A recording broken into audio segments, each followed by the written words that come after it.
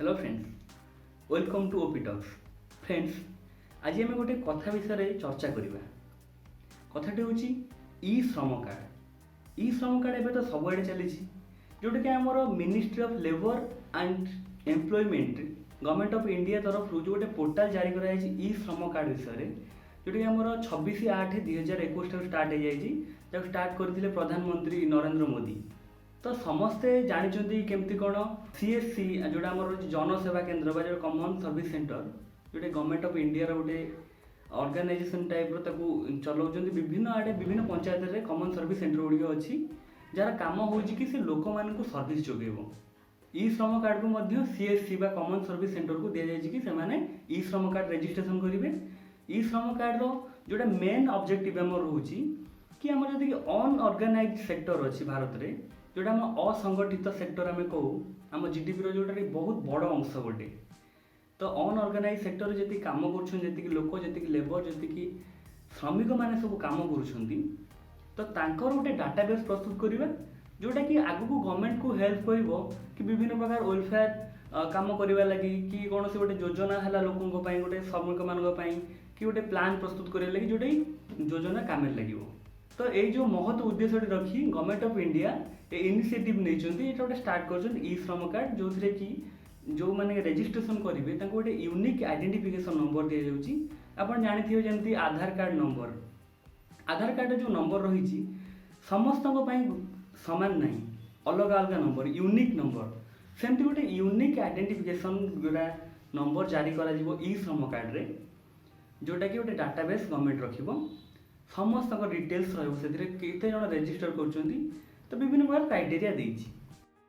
किंतु ये कथा कौन किंतु ये कथा हूँ सीएससी बा कॉमन सर्विस सेंटर लोक मानू अधिक परिमाण में ठकुंट।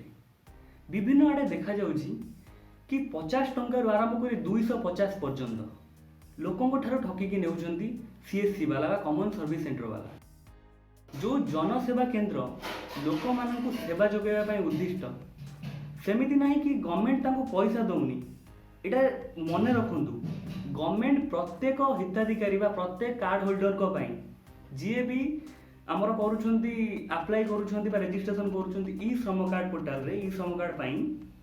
तो गवर्नमेंट ऑफ इंडिया सीएससी वाला को पैसा दौरान सर्टन अमाउंट दौरान जोटा प्रत्येक कार्ड पिछा दि जाऊँगी। आ गोटे जिनस हूँ कि क्लीयरली कहुई कि कार्ड होल्डर मान को कौन सी प्रकार पैसा देवा दरकार नहीं, कौन सी प्रकार पे करवा दरकार नहीं सीएससी वाला को कॉमन सर्विस सेंटर वाला को।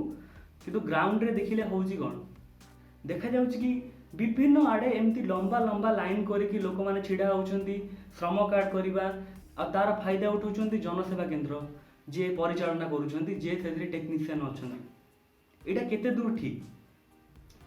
गोटे श्रमिक बा गोटे जी मजूरी करुची या जी मूल्य लगुची तार रोजगार कौन से दिन को केमती कष्ट करी कोटी इटा तैयारी करी कोटी घर तैयारी करी किंबा कोटी बस्ता बोई से आणुची मात्र 500 टंका मात्र 500 टंका आणिकी से सेथिरे जदि 200-250 टंका गोटे सामान्य कार्ड करने को दब आ जोटा कि गवर्नमेंट तापाई पे करुछंती गवर्नमेंट ऑफ इंडिया पैसा देउछंती तथापि से माने देखा जाउची 50 रु आरंभ करी 250 पर्यंत भाभी पारुछंती जोटा हमर मागणा हम अधिकार जोटा गवर्नमेंट जोटा फ्री ऑफ कॉस्ट रे करबा पे दउछंती आमे किंतु तांको ठकामीर शिकार होई दउछि 250 पर्यंत। एमती भी आमे देखि परिबा सीएससी रो जोटा हमर ऑफिशियल ट्विटर हैंडल अछि सेतिरे लेखा हेछि कि 500 कर्मचारी बा 500 सीएससी सेंटर ऊपर एक्शन निया जाइछि एई सब काम पई कि सेमाने एमती लोकों को ठकुथिले बा जोटा ताकर अच्छी गाइडलाइन से अनुसार काम करनथिले बोली 500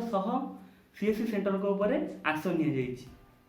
किंतु आमर एठी तो लोक माने सेतिके अवेयर नहंती आमे सेतिके जिंस जानुने आमर अधिकारटा कोन जानुने सेतिपय आमे ठकामीर शिकार होजे।